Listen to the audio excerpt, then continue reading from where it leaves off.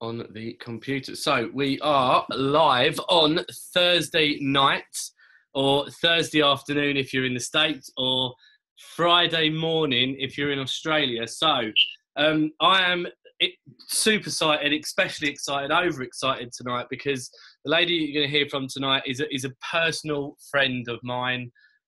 She's a lady that I was involved in my first network marketing company nearly 5 years ago now. Wow, nearly 5 years ago now, I got involved with that. And it wasn't until the end of, I suppose, both of our journeys, really, that we connected more. And now this lady's gone on to achieve incredible things in a new company. But we probably speak more now when I'm involved with this one and she's involved with the other one. And I only found out last week that she lives 20 minutes from San Francisco. So I was absolutely gutted that she did not tell me that before, because we definitely would have met up. So I can't think of too many other people that I would love to invite onto our call tonight on International Women's Day. So what a special treat we've got tonight. So with that being said, I can see that she's on. Tara, good afternoon. How are you? I'm excellent. Thank you. How are you? I'm not too bad, thank you. I'm not too bad. So I've said to the guys before you jumped on that I know that your schedule's very, very tight. You're very busy, and that you'll give us half an hour of your time.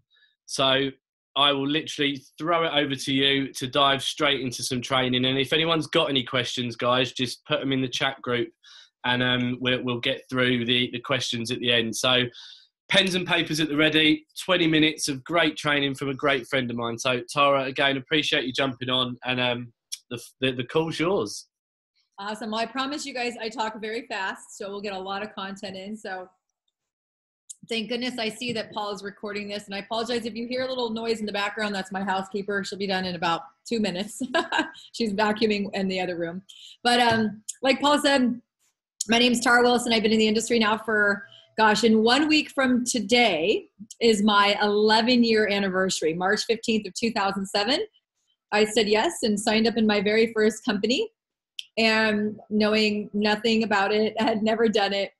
And, you know, a couple months later, I figured it out, made a little money. 8 months later, I retired myself, and I replaced a 6-figure income that I was making in wholesale mortgage. And within 15 months, I was making $35,000 a month. 5 years in, I retired my husband, who's sitting right there. There he is. He knows Paul very well. He's Paul. He's the one that told me, he said, Paul was in San Francisco. I'm like, what? So we're sorry we missed you. Now you know. We literally live 20 minutes from there. But I fell in love with this industry. I see the potential, and there's so many great companies out there and so much we can do. And I love the spirit of entrepreneurism. So you know, like I said, I've had a great career, still going, have no desire to stop or retire at any time, because I'm just getting warmed up, having lots of fun. So today I'm going to give you my 4-step system to have success. So whether you're brand new and this is your first company, or maybe you've been in a few companies with mild or no success, or you've been, you know, some successful in the company, or even in traditional business, right? I don't really think this is much of a rags to riches industry, to be honest. I think it could be, but I want to give you a formula that you can use for anything, whether it's relationships or health goals or spiritual goals or business goals, because it is, it's never failed me, and it's system. You can go back and put it in place and review it over and over again. So the first step is decide. The word decide, D-E-C-I-D-E, decide. Decide what you want, right? Decide that you want to lose 100 pounds. Decide that you want to gain muscle. Decide that you want to start going to church. Decide that you want a better relationship with your children or your spouse. Decide that you want to make money. Decide that you want to be successful, right? I don't know what the big ranks are in your company, but decide that you're going to do it, right? Decide whether you're going to stay. You know, it's simple as a decision. Are you going to stay until the rejection wears on you, or enough people quit where you get mentally exhausted? Or are you going to decide to be a professional? One of the decisions that I made very, very early on was a decision that I was going to do this until I succeeded. Because I saw people like me making $300,000-400,000 a year, $1 million a year, $2 million a year. And I thought, why not me?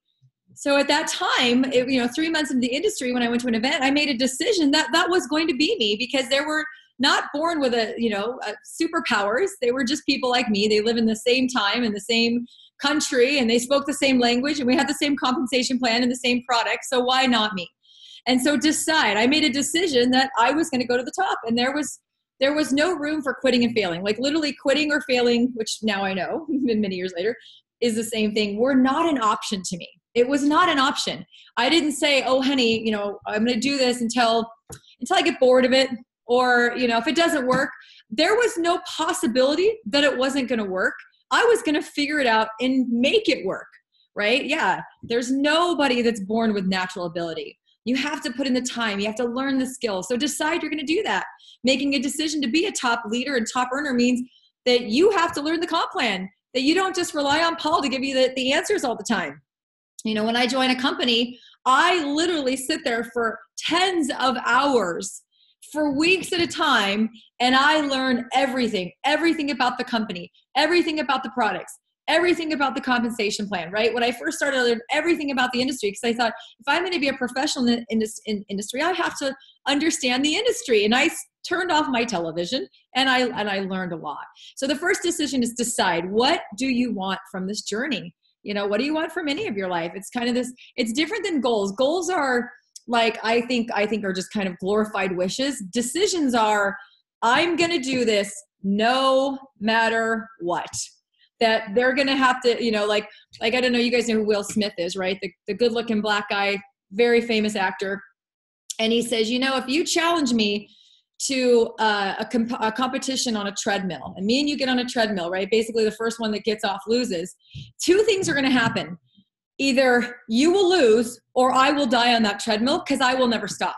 That's the kind of attitude that you have to be a top leader, right? The man on the top of the mountain didn't fall there. So you have to make a decision to climb the mountain. You have to make a decision to make sacrifices. You have to decision, to do what you need to do. So first thing is decide what you want and make sure you really want it, right? It can't be about money. If you're a mother and your value is spending as many waking hours with your children, then, all the money in the world is not going to make you happy, right? So I did this because of my kids. I was already away from my kids. I did this to be home with them more. Now here I am 11 years later. I pick them up every day after school. I am at every one of their events. I'm front row seat. I miss very few things, and that's only because we have some events that I'm not able to control. So number one is decide. Number two is become, right? So one of my things right now, I'm working on health goals. So I made a decision, I'm going to be healthy, right? So I'm going to become a healthy person. A healthy person eats blueberries as a snack instead of chips, right? Or crackers or other things that are unhealthy, right? So become that person. So if you want to know what a top earner does, go watch them. Go listen to them speak. Get on their calls. Go interview them. Watch them at the events. What do? You have to become them. Oh, Tara, when I'm a six-figure earner, of course I'll make as many calls as you do. Of course I'll make as many sacrifices as you do. Of course I'll, do that. No. I think that's where people have it wrong. You have to do the calls and you have to put in the work before you ever get the actual title, right? You got to pay and pay and pay in full. The price for success is paid in full before you ever have it, right? So you have to become a successful person. So you think you want to be a six-figure earner? You have to think like a six-figure earner. Would a six-figure earner, watch 20 hours of TV every week? Probably not. Would a six-figure earner make excuses and not show up on calls, not go to the events? Probably not. Like, would a six-figure earner, not learn the product and rely on somebody else, or not learn about the compensation? Probably not. So you have to become that person. I call it giving myself a PhD, right? A doctorate degree in whatever I'm studying.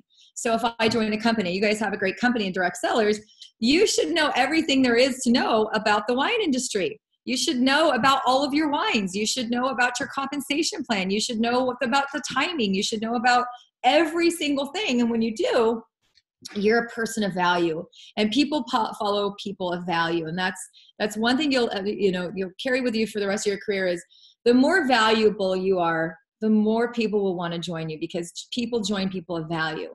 That's why we go and pay ridiculous prices for a steak dinner at a restaurant, even though we can make one at home, probably tastes the same because the value of someone else doing it, someone else cleaning up, someone else going out and picking up the steak, someone else cooking it. We just get to sit there. Or the value of entertainment, watching a movie, or the value of watching a sporting event, right? Just to be mindlessly entertained. So money follows value. How valuable are you? And the more valuable, the marketplace pays for value. Let me give you an example. Would you rather have your brain cut open by a surgeon who had 13 years of school or a guy that's just starting med school? Why wouldn't you pick the guy starting med school? He's excited. The other guy is old because he doesn't have experience. That's a value of you don't want to die. So it goes, I know that was an extreme example, but it goes with any area of your life is that the marketplace pays for value. If you are a follower and you are always expecting someone to do your work and you are always just too lazy to get on calls or making excuses, you are of no value to your team and you are no value to your prospects, and therefore people won't join you. But if you can show people that you show up, you're prompt, you're willing to learn, that you can connect them with people, that you're on time, you're learning, you're doing, you're trying, you're stumbling, you're following the system, that is of value to people and people will follow you. So the second thing is become. Right? If you want to become a skinny person, what does a skinny person do? A skinny person does not eat 4 pizzas or goes at fast food every night. A skinny person might eat something that is a little bit more, I don't mean skinny, I mean a thin, healthy, whatever. They might eat something that's more sensible, right? If you want to become a patient mother, you might want to start becoming a patient mother or father and not yelling all the time, or practicing techniques, or being prepared, or preparing your children, or, anticipating things that are going to happen, anticipating situations, reacting. There's so much you can do to become that person that you want, no matter what it is. Like I said, you can apply these to any area of your life. The third section is sacrifice. And this is where everyone gets stopped up. Oh, we can all decide to be a 6-figure earner. We can start, making those calls. But sacrifice comes in. Now, let me explain. There's a difference between sacrifices and their mistakes. Sacrifice is, tonight I'm not going to be with my family. And this is the honest to God truth. After here, I got another call, and then I'm in the car and I'm going out. My husband is picking up my kids. He's bringing them both to different softball practices. He's making dinner. Sacrifice is, I have a meeting tonight an hour away and I'm going to miss the evening with my family. That's a sacrifice, right? That is stuff I have to do. I won't be with my family tonight. A mistake is, I'm here with my family, and this is my cell phone's charged, it's my home phone, but the mistake is I'm here with my family and I'm sitting here on my phone at dinner. That's a mistake. There's no call that can't wait 10 minutes. There's no call that can't wait 15 minutes. So know the difference between sacrifices and mistakes. Sacrifice is giving up something good for something better, giving up something good for something, it's long-term gratification. So we're in such an instant gratification society. I mean, this is really true. If I text my husband, who I know, he's like sitting on his phone right now. I'm just kidding. If I text him and I don't get a response in 10 seconds, I'm like, what's going on? What are you doing? Are you alive? We're in an instant gratification society. We can make reservations, airplane tickets. We can buy stuff online. The amount of things we can do with extraordinary speed. You can sign up, get a link, send it to your friend in Australia. They can sign up, get a link, send it to your friend in Germany, who sends it to their friend in Spain, who sends it to someone in the US and Canada. And literally in 5 minutes, you can have an international business. So the speed of technology is awesome. But sacrifice means, if I really, really, really want this, do I want it more than I want to watch TV? Do I want it more than I want to watch 10 hours of sports? That's a big one for guys, especially in the US. Like, oh, but I love the sporting team. I'm glad you love the sporting team, but you love the sporting team, or do you love changing lives more? When I first started, I had about 6 months, or not 6 months, 6 years. I literally turned off my television for like 6 years. I'm not kidding. 6 years. There was times we didn't even know where the remote control was. Like, I don't even know why we had so much TV. I don't even know why. I think he would watch like CNN or some kind of news, or maybe the summary of all the sporting events. What's that called? ESPN, Sports Center, or something like that, for a few minutes. But like literally didn't watch TV. I had years of recorded shows that were important to me before I joined the industry, and I saw very quickly that I can either watch these shows or I can be with my family, or I can be building my business. So I knew that it was going to take a lot of work. And so I thought every hour I spend in a non-income generating, senseless entertainment activity like TV or movies or happy hour or browsing the mall or whatever. I mean, I still have fun. There's still things I did. But for the most part, TV was a good solid 20 hours I was able to cut out. It wasn't worth it. And then, 6 years later, when I finally was like, I've made millions of dollars, I could probably sit back for a few minutes and watch a show here or there. I had years, I deleted them all. Because all of a sudden, I didn't care what happened on those shows anymore. All of a sudden, I was like, I can't even believe I recorded them. Like, what was I thinking? Like, wow, these are just actors and these are just people that are living their dream. Why are we so enamored by it, right? So sacrifice. What are you going to have to give up? Some of us, it's Facebook scrolling. And man, I will get sucked into Facebook like no other. Those tasty videos, come on. Or the cute puppy videos. I mean, come on, there's some good stuff. So you have to be disciplined. I use Facebook a lot for business. And so I have to avoid it. My scrolling time is normally when I'm, as a passenger in the car, or I'm like in line at the grocery store, or I'm on hold for something. I try to do it, when I'm in downtime, laying in bed before I read, I'll scroll a little bit, but I mean, I think there's people that could probably cut out 1 to 2 hours of scrolling Facebook. So you turned off your TV, but now you're watching Facebook all day. Or Candy Crush or Farmville or whatever, games you guys are all playing. Not you guys, but people out there playing. Those are things that are not going to get you close to your dream. So I have a kind of a filter that I use for everything. I'm going to do 2 things. Things that make me happy and things that make me money. Well, what about going to church, Tara? That makes me happy. What about working out? That makes me happy. What about, going to a restaurant with your family? That makes me happy, right? If you really think about it, all those things follow into one category. And so if it doesn't make you happy, drama, it doesn't make me happy. So I avoid it like the plague, right? Negative people don't make me happy. Situations that I don't have any, reason to be in don't make me happy. So you can really think about everything in your life. You have such a small amount of time on this earth and such a small amount of time to really go out and make your business while you have a busy family or obligations in your community or, with friends and whatnot. So what are things that you can give up? But I wouldn't say, sacrifice everything with your family. There's a good balance. I love it. I always take out my calculator. I'm like, look, we have 168 hours in a week, right? Even if I gave you 40 for working, 56 for sleeping, which is 8 hours a night, right? That's 96 hours. You still have, let's see. I mean, it's weird. I can give you 3 hours a week for eating, 5 hours for working out. I can still give you 30 hours of family time, and I can still find you 20 hours after you've slept, you've eaten, you've had family time, church time, working out time, job time, everything, family time, 30 hours of family time. I can still find you 20 hours a week that you could work your business. And I promise if any one of you worked your business for 20 hours a week, you would change your life. A good 20 hours, not a surfing Facebook and seeing what everyone else is doing.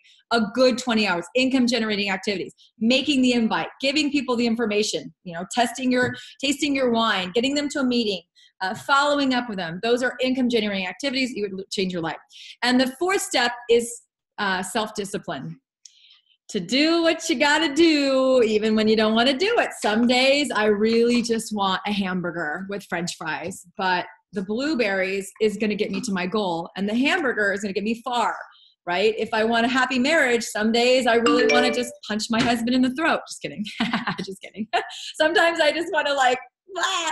And sometimes, I want to sit on the couch and, talk to him. So it's like, you have self-discipline is what you do. Self-discipline is the hard work you do after you're already tired from the hard work that you've already done, right? I have the self-discipline at 11 years, $4 million, or I'm still doing what I ask my newest person to do. I'm still making phone calls. I'm still inviting people. I'm still showing them information. Can you just wait 5 minutes? That's okay.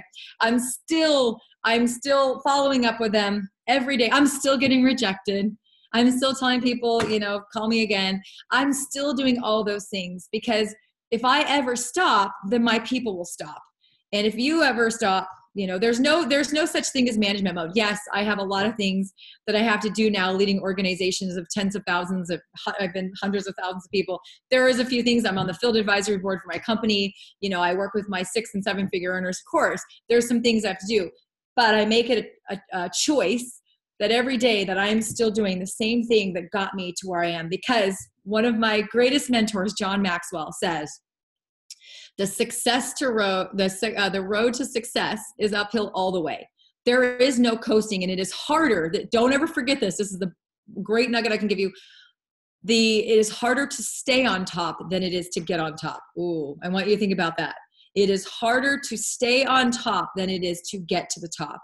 So that's why I never stop. That's why I'm still here 11 years later, working in the fields. Like I've said, I've got a call after this, and I've got another call on that way to a meeting. I've got a pre-meeting, and I've got a live present. I'm standing in a living room tonight presenting. After 11 years, all this money, I am still standing in a living room tonight presenting my business. And I've already presented it 4 times today via Zoom and conference calls last night until 9:45 at night. So here's what I know. You got to keep doing the things. The road is not as sexy as some people think about it.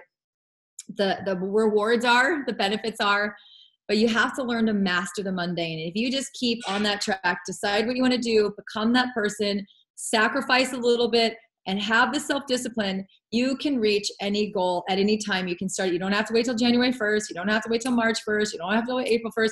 Right now, today, you can decide that you want to, become whoever you want to be. And sorry, I need to put this on hold. And you can have whatever you desire. So I hope that is helpful to you guys, because, this is a great industry. And we have so many lives to bless and so much wonderful to do. And yes, master the mundane. And I'll tell you one of my other greatest tips, and then we'll open it for questions and answers. That, I think the problem with network marketers that I see over and over again is, you've got this amazing thing. For you guys, it's the wine, right? And you can refer 3 and you can get it free, and it's great wine, right? Is that pretty accurate, Paul? You got this wine. And you're just like, you're trying to drag the horse. Why won't they see it? Why won't they come? Why won't they become a customer? Why won't they become a distributor? Why don't they see this like I do? And I'll tell you this, what I've noticed and what I've really learned over the last 10 years is you've heard the statement, you can lead a horse to water, but you can't make it drink, right? And all we are is a bunch of novice network marketers out there. All you guys are doing is just trying to drag the horse to the water, and then you're frustrated and exhausted because you're just trying to get all these people to see what you see, and they don't see it. And then you're like, I don't get it, and I quit. Your job as a network marketer is not, first of all, is to find thirsty horses. But when you find a thirsty horse, your job is to make the horse so thirsty, it's literally begging you to take it to the water.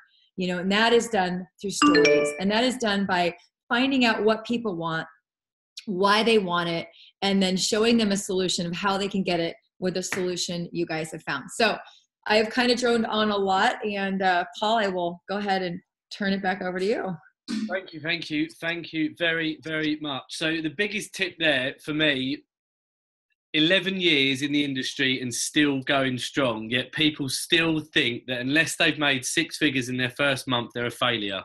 So how determined are you guys to go for a year, for 3 years, for 5 years, for 10 years? Would you, if you knew at the end of an 11-year period in the network marketing industry that you could have made $4 million or £4 million, would you do it? Would you stay committed? Would you do the jobs that you have to do on a daily basis? And, everything that Tara said tonight, I know she does it because I've seen her work. I've met her in person from a previous company. I know how hard she works in her current company. And, I'm just very, very thankful that you decided to jump on tonight. So I'm very cautious of time. So if anyone's got any questions, whack them in the chat group. And while they're doing that, I've got a couple. So this is a question, really, I think that I've heard a lot of leaders say, and I remember one guy, but the question is, what was your very first paycheck in network marketing? Well, first of all, I'll tell you that I ordered about a little over $500 in product to get started. And my first, they had this rank that you had to hit this, you had to sponsor 2 people in 30 days. And I hit it like my 30th day. I was begging my mom for her credit card. And I enrolled 2 people, my mother and my assistant at work.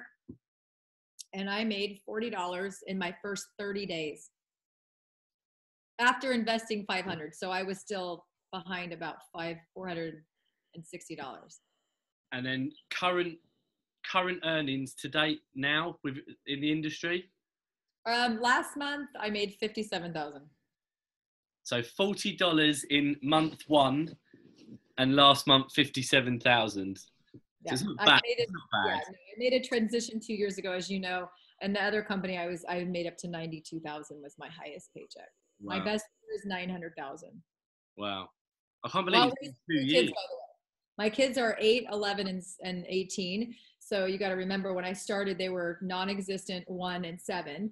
And when I got into my last company that you and I were in, they were 18 months, 4, and 10. So I did the bulk of my building, 400,000 people in my last team, with a 1.5-year-old, a 4-year-old, and a 10-year-old. And my husband, God bless him, he's amazing. He's always he either worked at corporate or he has his own business now. He owns his own business.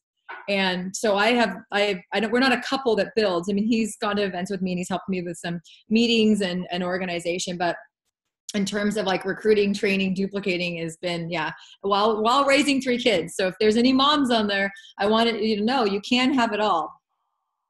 How many people have you got in your team at the moment that you're building with? And I know like the growth is phenomenal because I watch you and Rachel. Yeah. After 2 years, we have 4,000 distributors and 26,000 customers. Wow. That 2 years has flown by as well. So I remember when you guys got in, it's gone so fast. It's gone so fast, almost too fast. But I love it. And like I said, I'm really young, as you can see. No, I'm not quitting anytime soon. I've got a lot of more years in me. I really truly love what I do. You know that I love what I do. I do it every day. Has anyone else got any questions rather than me? Because I know we've only got like literally a couple more minutes. I'm going to put you on the spot now. I'm going to ask you a question. How does our wine compare to the great wines that are in California? Well, they were all very good and they're all gone. So if you look over my wine fridge right there, yes, thank you, by the way. I did drink all of them and shared some with friends, and it was actually amazing. So I really did this. Sorry, I don't know why this won't stop. Very good, actually. And you guys, I have to say, I live 30 minutes from Napa, one of the best regions for wine in the world. So I go to a local gas station and you have like $100 bottles of wine there. So, I mean, there's so much wine country in California. It's amazing. So I've had a lot of good wines, and I'll tell you that there was not one of your wines I was like, oh, I wouldn't drink this again. It was all very good. So you guys whoever selects your wine does a great idea. Unfortunately, I'm cleansing at the moment. I have not having wine or any kind of alcohol for quite a while, like I did before. But every year about this time is my cleansing time. Lent. I'm not as bold as to give it up for Lent every year, but I tried last year and I made 30 of the 40 days. So this year I'm like, well, I'm not going to fail. I'm just going to be better. So, but if there's no questions, I know it's 9:30. I know you've got like a very, very, very busy schedule. So again, I just want to really thank you for coming on today. I got some great nuggets again. I love listening to you. I love watching your trainings and love seeing like you building a fantastic organisation. So I hope everyone else on the call has taken plenty of notes and got something from tonight. I appreciate, as I said, everything that you do. Hope Chris makes a healthy recovery. I'll be in touch very, very soon. So have a great day. Guys, thank you very much for jumping on again. As always, we'll be back on Monday night with our opportunity call, 8:30 on the same link. So enjoy your evenings, and I'll speak to you all very, very soon. Thank you and good night. Bye, guys. Thanks, Tara. Thank you, Tara.